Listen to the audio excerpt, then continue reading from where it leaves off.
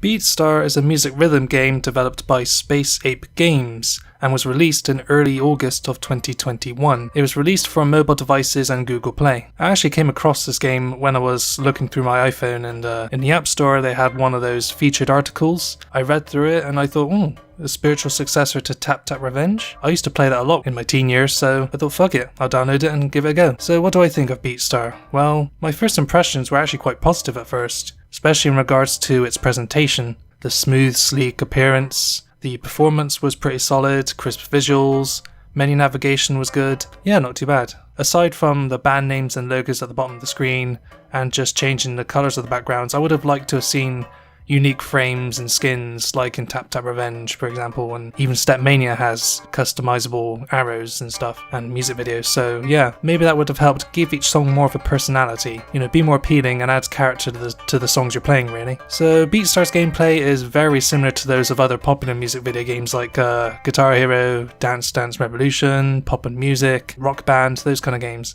Square notes scroll from the top to the bottom of the screen, and you have to tap the notes when they reach the perfect box located near the bottom of the screen. I think the gameplay I'm showing right now speaks for itself, really. You've probably seen this a million times before. There are other differences though. For example, the arrow notes require you to swipe in a direction indicated instead of just tapping it. Landing multiple notes perfectly and consecutively will increase your score multiplier, yet again, just like in Guitar Hero. This multiplier can lower though if you do not get a perfect or perfect plus rating when you hit the note. In terms of gameplay, one thing I do really like is how each song is split up into stages, with each one becoming more and more difficult than the last. It makes the gameplay more intense as you progress. When you're tapping a note and the phone vibrates whenever you do tap a note successfully, it's nothing revolutionary, but I just thought it was a fun gimmick really to have on my phone, really. Just a little pinch of immersion into the mix, as it were. However, we start to get to the negatives, and unfortunately there will be quite a few of them. The most punishing and, in my opinion, worst aspect of the game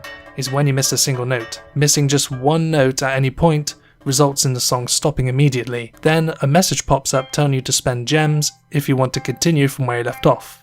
This message only sticks around for about 5 seconds before it automatically disappears, which does put a little bit of pressure on the player to either spend the gems to continue or to lose. If you decide not to continue or don't have the sufficient number of gems to do so, then you fail the song and return to the song stats screen and are rewarded less R coins than you would if you did actually finish the song. We'll talk more about gems and R coins soon, because they play a big part in my gripes with this game. I guess this retry system is supposed to promote the act of getting good, as they say. To me though, it's a tad bit harsh, for just making one simple mistake, especially on the harder difficulties. When you compare it to more lenient and forgiving games like, as mentioned before, Guitar Hero and DDR have life bars, and when you miss a note, you only lose a bit of that life bar. But in this, one mistake and that's it. Some could say the way they implemented this retry system is a tad bit manipulative too, but I'll leave that for you to decide. The songs themselves are all abridged versions of licensed tracks from big names like Lady Gaga and The Weeknd. The track list is fairly strong overall, consisting of mostly modern mainstream songs from 2010 onwards, across a handful of genres like hip-hop, rock, alternative, pop, those kind of things. Although it is clearly focusing primarily on the younger demographics, teens and young 20s. I would have preferred a more comprehensive collection spanning a wider range of genres as well as decades. I think that definitely should be considered in future updates, if they want to appeal to a wider audience. Then again, I do understand the developers need permission from the artists and record labels to use their songs in their game, which does restrict what songs can and can't be in the game, so I do understand that. Still, pretty decent nonetheless. One thing that disappointed me, unfortunately, was the lack of tracks accessible from the start. There's I'd say at least 100 tracks in this game, and you're only given half a dozen to start with. Because of this, there'll be multiple occasions where you return to a song and complete them over and over and over again to farm for Beatstar's in-game currency, or at least one of their in-game currencies, and that is R coins. R coins are rewarded for playing songs. When you obtain enough R coins, you're given loot boxes containing tickets. And yes, I know they're just called boxes in Beatstar, but the concept is pretty much identical to those of loot boxes, so to emphasize my point throughout this video, I'm just going to call them loot boxes from now on. Anyway, yeah, they contain tickets. Tickets are separated by music genre. Getting enough tickets of a genre will get you a song loot box, which contains a random song within that genre. For example, there are hip-hop tickets, pop tickets, alternative tickets, and for example, if you get enough hip-hop tickets, you will get a hip-hop song box which contains a random hip-hop song. There are pop tickets which give you pop songs, you get the idea. For some reason, you can only have a maximum of 3 ticket loot boxes at a time, as you can see in the bottom left corner of the song stats screen. Now you would think opening them would be a straightforward process, just simply tapping the loot box icon and then immediately collecting the tickets, right? Nope. Instead, whilst you still tap the icon, tapping it activates the box's timer. You then wait for each box's timer to reach 0 before it can be claimed. On top of that, you can only unlock 1 box at a time. So for example, if you have 3 loot boxes in your queue, you can't just activate all their timers and then collect all 3 at once when their timers reach 0. Nope, you have to do 1 at a time. Unless you use gems to unlock the rest of them prematurely, whilst one of them is going through the timer.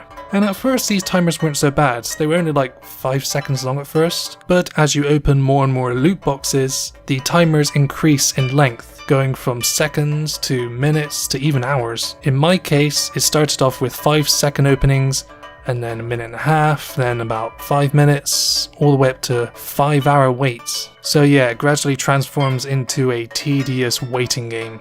And I feel this timer system was implemented mainly to push the player to bypassing it all with microtransactions. Rarely will the game allow you to unlock a box by watching one of the numerous unskippable 30-second advertisements. You can also watch these adverts to collect bonus tickets. By that I mean usually 1 or 2 more on top of the ones you'll get from the loot box, or watching an advert to nab some more free gems from the store on top of the ones you get for free by logging in. I'm not a fan of this structure, to be honest, but I guess it's a minor yet irritating price to pay for not paying for a free-to-play product.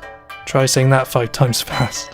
So other than R coins, what else do you get for finishing songs? Well, actually completing songs gives you a star rating. The higher the score, the higher your star rating. Yet again, Guitar Hero. Accumulating stars goes towards making progress in Beatstar's Battle Pass. Reaching thresholds within this pass unlocks new content and features. So just imagine the Battle Passes in Runeterra, Hearthstone, Fortnite, because yeah, it's pretty much identical to those. Stars cannot be farmed like R coins can, so if you manage to get 5 stars in a song, there's no real incentive to return to that song since you've already got all the stars possible, well other than R coins. There are also optional mastery medals, if you want to go even further beyond, as a certain Saiyan would say. Or is it pronounced Cyan? One of those. Saiyajin? I don't know. But these medals don't really matter much since they don't go towards battle pass progression, they're just there for bragging rights really. The last currency is gems. They're used mainly for purchasing loot boxes, claiming loot box rewards prematurely as mentioned earlier,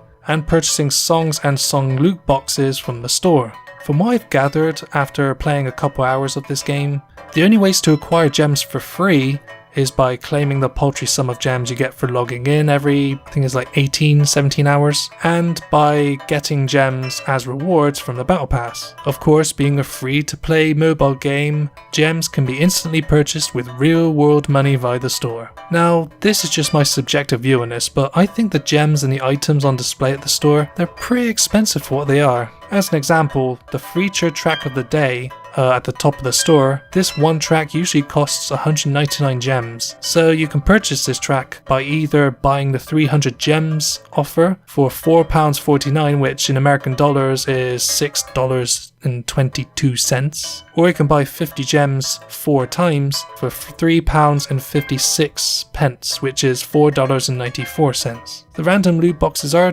cheaper, but not by much. They're 149 gems. The value boxes are the only ones that can be bought with actual money instead of gems. These bundles usually give you gems anyway. The actual songs you receive from these boxes are, I think I mentioned earlier, random songs belonging to the genres labelled.